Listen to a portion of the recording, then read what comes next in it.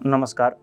ગુજરાતના સૌ ખેડૂત પરિવારોને એક વિનંતી કરવાની છે કે છેલ્લા ઘણા સમયથી જે માવઠું પડ્યું છે એના કારણે ગુજરાતમાં ખેડૂત પરિવારો ખૂબ તકલીફમાં મુકાયેલા છે. મોઢે આવેલો કોળિયો છીનવાઈ ગયો છે, પણ કુદરતની સામે કોઈનું ન ચાલે. પણ જ્યારે કુદરત દ્વારા આપણને કોઈ તકલીફ પડે ત્યારે આપણને સાચવવાની જવાબદારી સરકારની બને.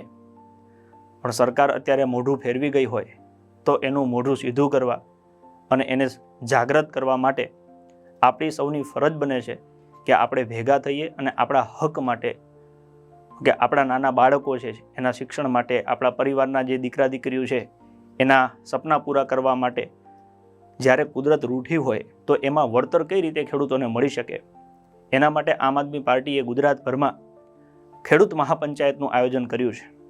સુદામડા ખાતે આપ સૌએ જોયું કે વિશાળ સંખ્યામાં ખેડૂતો ઉપસ્થિત રહ્યા. તો હવે 9 તારીખે ભાણવડથી જામજોધપુર જતી વખતે, એટલે કે 3 પાટિયાથી જામજોધપુર જતી વખતે રસ્તામાં આંબરડી ગામ પાસે બપોરે 3 વાગે ખેડૂત મહાપંચાયતનું આયોજન કર્યું છે, જેમાં ખેડૂતના મસીહાત આપણા ઈશુદાનભાઈ ગઢવી, સાગરભાઈ રબારી, લોકલાડીલા ધારાસભ્યશ્રીઓ ગોપાલભાઈ છે, હેમંતભાઈ ખવા છે અને આમ આદમી પાર્ટીનું સમગ્ર સંગઠન ત્યાં ઉપસ્થિત થવાનું છે.